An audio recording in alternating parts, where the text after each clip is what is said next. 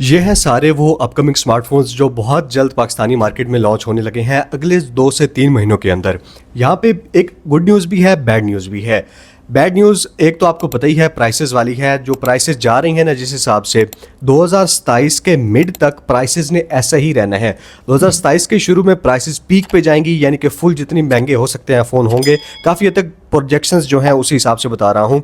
2027 के जनवरी फरवरी के बाद से प्राइसेस जो हैं वो आहिस्ता आहिस्ता नीचे डाउन होना स्टार्ट हो जाएंगी। अब अभी रिसेंटली मैंने अनबॉक्सिंग और अपना 7 दिन का रिव्यू शेयर किया था Vivo Y500 के साथ, और उस स्मार्टफोन की जो प्राइस आई है ना, कसम से देख के बंदा शॉक हो गया था।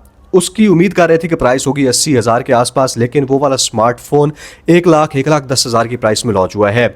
अब उसकी वजह यह है कि वीवो ने, जो अभी आप देख रहे होंगे, हर तीसरे चौथे दिन बाद हर वीक नई प्राइसेस आ जाती हैं, 2,000 3,000 4,000 बढ़ जाता है। वीवो ने इस फ़ोन को ऑलरेडी उस प्राइस पे लॉन्च किया है ना कि अगले 2 से 3 महीने इस फ़ोन की प्राइस कम से कम उनको ना बढ़ानी पड़े। और ये वाला सीन अब जो भी नए स्मार्टफोन्स लॉन्च होंगे ना अगले 2-3 महीनों में आने वाले हैं, उन सब के साथ होने वाला है। उनकी शुरू में ही प्राइस ऐसी रख दी जाएगी कि हर दूसरे तीसरे दिन, हर दूसरे वीक ना बढ़ानी पड़े। ऑलरेडी वो इतने स्मार्टफोन महंगे होंगे ना, आप देख ही सकते हैं। इन्फिनिक्स नोट 60 प्रो 95,000 को लॉन्च हुआ था। इस वक्त इन्फिनिक्स नोट 60 प्रो 1,15,20,000 पे पहुंच चुका है और भी मार्केट से इजीली नहीं मिलता। दूसरे नंबर पे टेक्नो की तरफ से भी यही हाल है। टेक्नो कैमन 50 70-75,000 का आया था, इस वक्त मार्केट में 85-90,000 पे वो जा चुका है।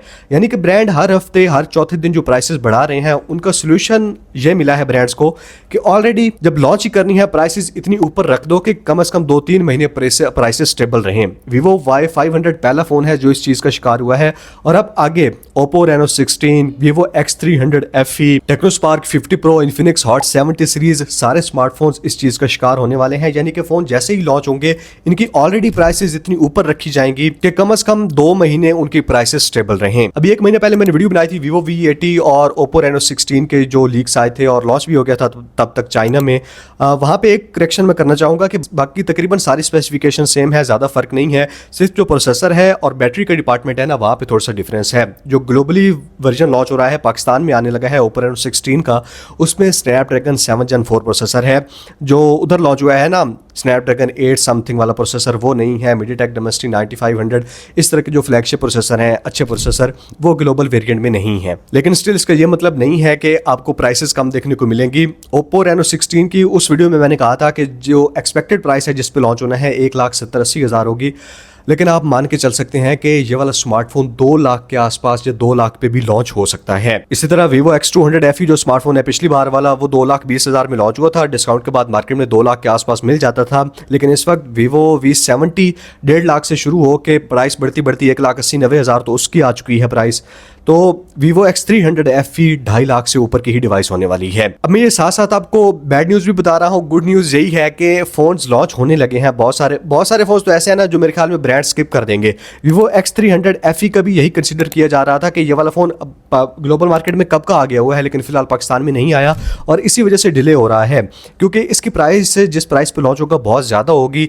Vivo V70 ऑलरेडी उस प्राइस पॉइंट पे एग्जिस्ट करता है जहाँ पे Vivo X300 FE को लॉन्च होना चाहिए था। तो ऐसे में मतलब सिचुएशन ऐसी क्रिएट हो रही है कि बहुत सारे ब्रांड्स, हो सकता है बहुत सारे फोन्स पाकिस्तान में लॉन्च भी ना करें, क्योंकि उन्होंने थोड़ा सा प्राइस का डिफरेंस क्रिएट करना होता है। अब पहले आप देखते थे इन्फिनिक्स हॉट 60 सीरीज, 50 सीरीज या टेक्नोस्पार्क 40 30 सीरीज, सारे फोन्स इकट्ठे लॉन्च हो जाते थे। इस बार एक एक करके स्मार्टफोन लॉन्च किया जा रहा है। टेक्नो स्पार्क 50 सीरीज में हमें सिर्फ जो सिंपल टेक्नो स्पार्क 50 है, जस्ट वही देखने को मिला है। Spark 50 pro, 50 pro plus, spark 50C कोई भी स्मार्टफोन फिलहाल नहीं आया। बहुत जल्द आने लगे हैं। टेक्नो स्पार्क 50 प्रो नेक्स्ट है, लेकिन इनमें से हो सकता है 1 से 2 वर्जन पाकिस्तान में लॉन्च ना हो। इसी तरह इन्फिनिक्स हॉट 70 सीरीज में भी देखना होगा, पहले 4 से 5 मॉडल्स आते थे, लेकिन अब हो सकता है सिर्फ 1 से 2 स्मार्टफोन्स आए, और वो भी 1-2 महीने के गैप के साथ इन्फिनिक्स लॉन्च करेगा, ताकि जो फ़ोन लॉन्च हो वो कम से कम अच्छी सेल जनरेट कर सके।